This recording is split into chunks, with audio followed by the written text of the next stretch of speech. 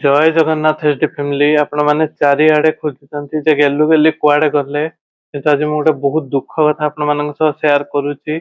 ଆପଣଙ୍କ ଗେଲୁ ଗେଲି ବହୁତ ଦୁଃଖରେ ଅଛନ୍ତି। କେବଳ ଗେଲୁ ଗେଲି ନୁହେଁ, ଆପଣଙ୍କ ବୋଉ ବି ବହୁତ କଷ୍ଟରେ ଅଛନ୍ତି। କାହିଁକିନା ବୋଉଙ୍କ ଗୋଡ ଯୋଉ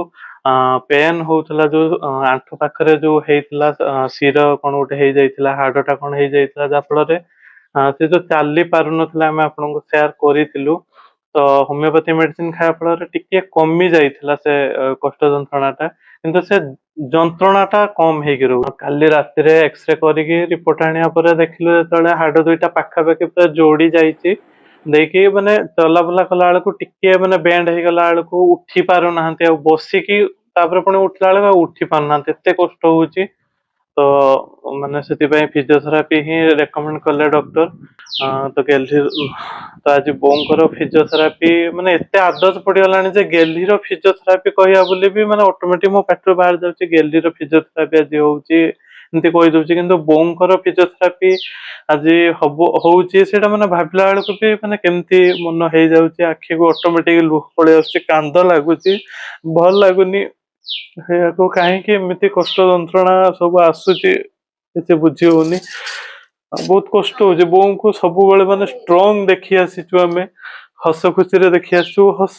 ସବୁବେଳେ ହସନ୍ତି, ସବୁବେଳେ ଖୁସିନ୍ତି, ଯେତେ କଷ୍ଟ ହଉଥିବ ସାଗରରେ ଆମେ ସମସ୍ତେ କଷ୍ଟରେ ଥିବା, ତଥାପି ବି ବୋଉ ତାଙ୍କ କଷ୍ଟ ଟାକୁ ଚାପି ଦେଇକି, ସେ କାନ୍ଦ ଟାକୁ ଚାପି ଦେଇକି, ଛୁଆ କାନ୍ଦନି, ହଁ ସବୁ ଠିକ ହେଇଯିବ,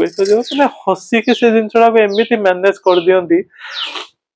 ଏବେ ତାଙ୍କୁ ଯେତେବେଳେ ଏତେ ମାତ୍ରାରେ କଷ୍ଟ ଯନ୍ତ୍ରଣା ହଉଛି, ଯୋଉଟାକୁ ସେ ସହି ପାରୁନାହାନ୍ତି, ପ୍ରତି ମୋମେଣ୍ଟରେ ତାଙ୍କ ମୁହଁରେ କେବଳ କଷ୍ଟ ଯନ୍ତ୍ରଣା ହିଁ ଦେଖା ହଉଛି। ତ ସେଟାକୁ ହ୍ୟାଣ୍ଡେଲ କରି ହଉନି, ବହୁତ ଦୁଃଖ ଲାଗୁଛି। ତ ସେ କହିବି ବୁଝିପାରୁନି। ତ ଆଜି ଫିଜିଓଥେରାପିଷ୍ଟ ଆସିବେ। ହଁ, ଦେଖିବା କେତେ ଦିନ ପରେ, କଣ ଶୀଘ୍ର ଭଲ ହେଇଯାଉ। ଭଗବାନଙ୍କ ପାଖରେ ଆପଣ ମାନେ ବି ପ୍ରାର୍ଥନା କରନ୍ତୁ, ଆମେ ବି ପ୍ରାର୍ଥନା କରୁଛୁ, ଶୀଘ୍ର ବୋଉଙ୍କ ଦେହ ଭଲ ହେଇଯାଉ, ଆମ ବୋଉଙ୍କ ଦେହ ଭଲ ହେଇଯାଉ। ଏଠି ଫ୍ୟାମିଲି ଆପଣ ମାନେ ବି ଆମ ବୋଉଙ୍କୁ ଡାକନ୍ତି ସବୁବେଳେ ଆମ ବୋଉ ବୋଲି, ଆମ ବୋଉ ପାଇଁ ବି ପ୍ରାର୍ଥନା କରନ୍ତୁ ଏଠି ଫ୍ୟାମିଲି, ଯେମିତି ଶୀଘ୍ର ଭଲ ହେଇଯାଉ। ଆଉ ମାନେ ଏଗୁଡାକୁ ସହିବା ପାଇଁ, ଦେଖିବା ପାଇଁ ଆମ ଦେହର ଶକ୍ତି ନାହିଁ, ମାନେ ସହିବା ପାଇଁ ସତରେ ଶକ୍ତି ନାହିଁ। ଗୋଡ ଜିନିଷରେ କୌଣସି ନ୍ୟୁରୋ ପ୍ରୋବ୍ଲେମ ହେଲା ବେଳକୁ ମାନେ ଶୁଣିକି ମାନେ ତାକୁ ହ୍ୟାଣ୍ଡେଲ କରିବା ଗୋଟେ ମାନେ ଭୟାନକ ସିଚୁଏସନ ହେଇଯାଉଛି, ଯେମିତି ଲାଗୁଛି କଣ ଗୋଟେ ପୁଣି ଗୋଟେ ବଡ ମାନେ ପାହାଡ ଆମ ମୁଣ୍ଡ ଉପରେ କିଏ ନଦୀ ଦେଲା କି କଣ କଲା। 7.5 ବର୍ଷ ହେଲାଣି ସେଇ ଗୋଡ ପେନ୍, ସେଇ ମେସିନ, ସେଇ ଇଲେକ୍ଟ୍ରିକ ସକ୍ ସବୁ ଦେଖିଛି ସେ ମୋର, ମାନେ ତାକୁ ସହିବା କେବେ କେତେ କଣ ସତ କରିଛି, କଥା ହେଲା ଡ୍ରେସିଂ ଏଠି ଫ୍ୟାମିଲି, ଏଇ ଯୋଉ ନର୍ମାଲ ଗୋଟେ ଘର ହେଇଥିଲେ ଯୋଉଠି ମାନେ କିଛି ପ୍ରୋବ୍ଲେମ ନଥିବ, ଏଇ ଯୋଉଟା ବୋଉଙ୍କୁ ହେଇଛି ସେଟା ଗୋଟେ କମନ ଜିନିଷଟେ, ଗୋଟେ ଛୋଟିଆ ଜିନିଷଟେ, କିନ୍ତୁ ମାନେ ଫିଜିଓଥେରାପି କଲେ କିଛି ଦିନ ଭିତରେ, 15-20 ଦିନ, ମାସେ ଭିତରେ ଭଲ ହେଇଯିବ। ସେଟା ଗୋଟେ ଏମିତି ପ୍ରୋବ୍ଲେମ, କିନ୍ତୁ ମାନେ ସେଥିରେ ପ୍ୟାନିକ କରିବାରେ କିଛି ନାହିଁ, ବା ଡରିବାରେ କିଛି ନାହିଁ, ଦୁଃଖ କରିବାରେ ବି କିଛି ନାହିଁ। କଷ୍ଟ ହଉଛି, ହଁ ଠିକ ଅଛି, କଷ୍ଟଟା ମାସେ 2 ମାସରେ ଭଲ ହେଇଯିବ। କିନ୍ତୁ ଯୋଉ 7.5 ବର୍ଷ ହେଲାଣି ଯୋଉ କଷ୍ଟ ଯନ୍ତ୍ରଣା ଟା ଆମେ ଦେଖୁଛୁ, ଯୋଉ ଗେଲ୍ହି ଯୋଉ ଫିଜିଓଥେରାପି କରୁଛି, ତ ସେ ଯୋଉ ୱାର୍ଡ ଟା ଫିଜିଓଥେରାପି ୱାର୍ଡ, ମାନେ ଆଉ କାହା ସହ ଦୁନିଆରେ ନ ଲାଗୁ, ମାନେ କୌଣସି ମଣିଷ ସେ ଯୋଉ ଫିଜିଓଥେରାପି କରିବା ସିଚୁଏସନ ନ ଆସୁ, ଏଇଟା ହିଁ ମାନେ ସବୁବେଳେ ଆମର ମାନେ ପ୍ରାର୍ଥନା ରୁହେ, କି କାହାକୁ ଏମିତି ପ୍ରୋବ୍ଲେମ ଫେସ କରିବାକୁ ନ ପଡେ। ଯେତେବେଳେ ଆମ ବୋଉଙ୍କୁ ହିଁ ସେଇ କଷ୍ଟ ଯନ୍ତ୍ରଣା ଟା ହଉଛି, ସେଇ ନ୍ୟୁରୋ ପେନ୍, ସେଇ ନ୍ୟୁରୋ କଷ୍ଟ, ସେଇ ଫିଜିଓଥେରାପି ୱାର୍ଡ ତାଙ୍କ ସହ ଯେତେବେଳେ ଯୋଡି ଯାଉଛି, ତ ଅଟୋମେଟିକ ମନ ଟା କାନ୍ଦି ଉଠୁଛି। ଅଟୋମେଟିକ ସତରେ ଆମକୁ କଷ୍ଟ ହଉଛି, ଅଟୋମେଟିକ ଯେ ଆମ ବୋଉଙ୍କୁ ଏତେ କଷ୍ଟ ହଉଛି। ପୁରା ଯତ୍ନ ବୋଲି କୋଉ ଇଏର ସେ ମୋ ପାଇଁ ଯତ୍ନ ନେଇନାହିଁ, ସବୁ କିଛି ଜିନିଷର କେୟାର କରୁଛି, କିନ୍ତୁ ଆଜି ଏଇ ଏଜ ରେ ମୁଁ ତାର ସେବା କରିବା କଥା, ତା କେୟାର ନବା କଥା, ତାକୁ ଭଲରେ ଖୁସିରେ ରଖିବା କଥା। ଆଜି ମୁଁ ବସିକି ଦେଖୁଛି ସେ କଷ୍ଟ ପାଉଛି, ମୁଁ କିଛି କରିପାରୁନି। 4-5 ଦିନ ଟିକେ ତା ଗୋଡଟା ଖାଲି ଆଉଁସି ଦେନି, ତାପରେ ମୁଁ ନିଜେ ପାରିଲିନି ଫିଜିଓଥେରାପି କରିକି, ଆଉ ଆଉଁସିବାକୁ ମୋ ଦେହର ଶକ୍ତି ରହିଲାନି। ବୋଉ ପାରିମିନି ଲୋ, କରିମିନି ଲୋ, ମାନେ ମୋ ଆତ୍ମା କାନ୍ଦି ଯାଉଛି ଭିତରେ। କହିଲେ ମୁଁ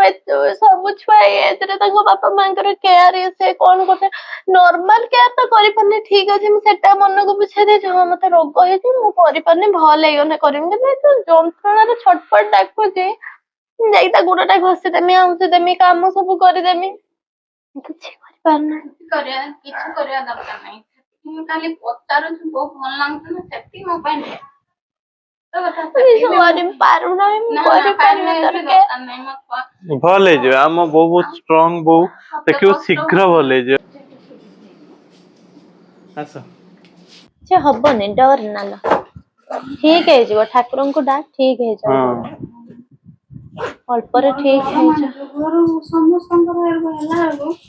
ଗୋଡଟା ମାନେ କଷ୍ଟ ହଉଛି ଭିତରେ କିନ୍ତୁ ମୁଁ ଛୁଆ ତ ଏତେ ଷ୍ଟ୍ରଙ୍ଗ ହଉଛି ମୁଁ ବି ଷ୍ଟ୍ରଙ୍ଗ ହେଇକି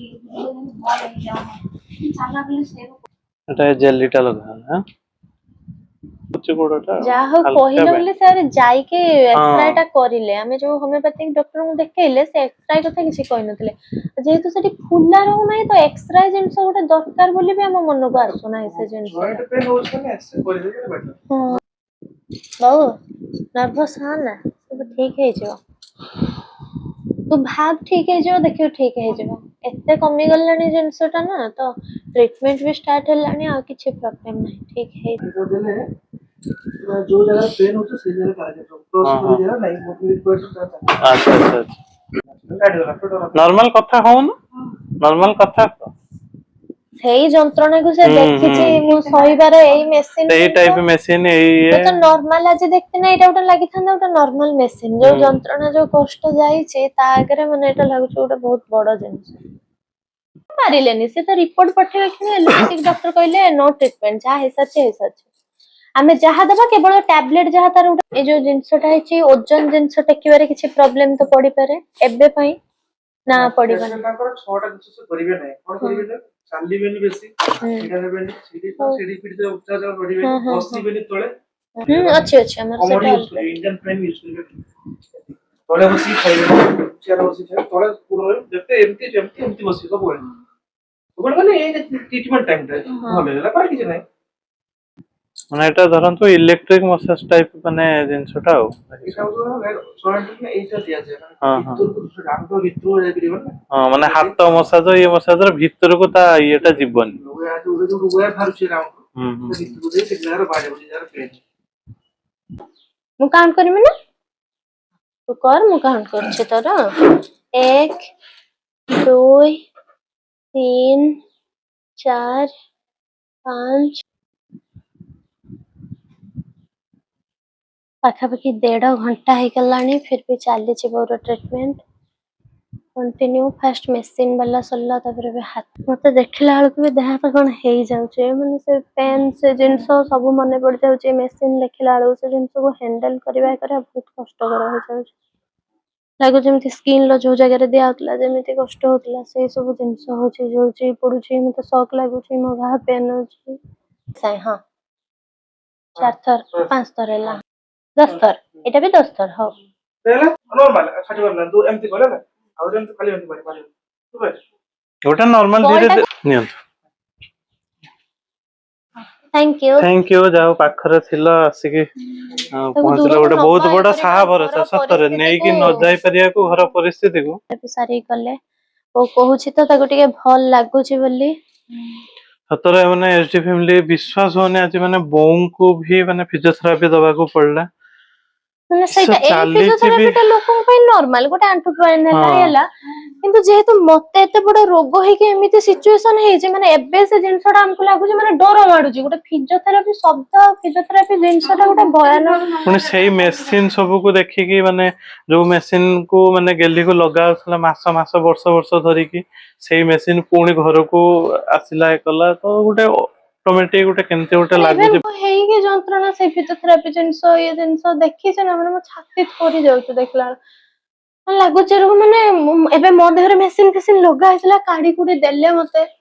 ମାନେ ମୁଁ କାହାକୁ ଜୀବନରେ ଦେଖିବାକୁ ଚାହୁଁନାହିଁ ଏ ପରିସ୍ଥିତିରେ ତ ଗୁଡା ତ ସବୁ ଠିକ ଅଛି ମୁଁ ସବୁ ବୁଝି ପାରୁଛୁ ମନକୁ ବୁଝଉଛୁ କିନ୍ତୁ ମାନେ ଭିତର ହଉଛି ସେ ଯୋଉ କାଉଣ୍ଟିଂ ଟା କଲା ବେଳକୁ ବି ମୋ ଛାତି କିସ ହେଇଯାଉଛି ମାନେ ମୁଁ ଛିଡା ହେଲା ବେଳେ ତମେ ଯୋଉ କାଉଣ୍ଟିଂ କରୁଛ ମାନେ ସେ ଯୋଉ କଷ୍ଟ ସେ ଯୋଉ ଇଏ ଆଉ ତୋ ଦେହରେ ଲାଗିଯାଉ ମୁଁ ଚାହୁଁଛି ସେ ଟ୍ରିଟମେଣ୍ଟ ଟା ଲାଗିଯାଉ ମୋ ଦେହରେ ଲାଗିଲାନି ବୋଲି ସିନା ମୁଁ ଆଜି କଷ୍ଟ ପାଉଛି ମତେ ଘା କେତେ କଣ ତୋର ତ ନର୍ମାଲ ଗୋଟେ ରୋଗ ହେଇଛି ଯୋଉଟା କି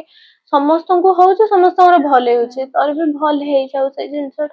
ବାସ୍ ଟିକେ କେୟାରଫୁଲ ରହିଯିବ, କେୟାରଫୁଲ ରହିଗଲେ ସବୁ ହଁ ହଁ ସବୁ ହଁ। ଜିନିଷ ଆଉ ଗାଈ ଗୋରୁ ବନ୍ଧା ମୁଁ ତତେ କାଲି ବି କହୁଥିଲି ଗାଈ ଗୋରୁ ବାନ୍ଧ ନା ଲୋ ବାଛିଟା ଚପିଲେ ତୁ ଡାକ ମାରିଦବୁ ଗୁଲୁ ମୋ ପାଖରେ ସବୁବେଳେ ରହୁଛନ୍ତି ନା ଆଷ୍ଟି ଫ୍ୟାମିଲି ବାପା ଅଫିସ ପଳଉଛନ୍ତି ତ ବୋଉ କଣ କରୁଛି ସେଇ ଛୋଟିଆ କାମଟା କହିକି କରିଦଉଛି ମାନେ ସେ ଡାକ ମାରିମି ଛୁଆ ଆସିବେ ଆମକୁ 15 ଦିନ ପରିଶ୍ରମ କରତେ ପଡୁ କଣ ହେଲା ସେଠୁ ଏତେ କିନ୍ତୁ ସବୁ ଭଲ ହେଇଯାଉ ଶୀଘ୍ର। ଭଲ ହେଇଯାଉ କିଛି ବି ଓଜନ ଜିନିଷ ଟେକିବନି ଛୁଆ ଟିକେ ଆସ ନା ସେ ତ ଧାଇଁକି ଯିବେ ତୋ ପାଖକୁ ମୁଁ ଚାହୁଁଛି ଟିକେ କରିବାକୁ ନା ନା କରୁଛୁ କାହିଁକି ଏଇ ଗୋଡ ଆଉଁସି ଦଉଛୁ କେତେବେଳେ କିଛି ମୁଣ୍ଡ ଆଉଁସି ଦଉଛୁ ସେତିକି ବି ତ ଛୁଆମାନେ ଆଜିକାଲି କରୁନାହାନ୍ତି ସେତିକି କରୁଛୁ ଢେର ମକା ଭଲ ଗଲେ କରିବି ହଁ ନା ଭଲ ହିଁ ବି କରିବୁନି ତତେ କଷ୍ଟ ହବ ଜାଣିନୁ ତୁ ଯେତିକି କଷ୍ଟ ପାଇଛୁ ଜୀବନର କେହି ପାଇନାହାନ୍ତି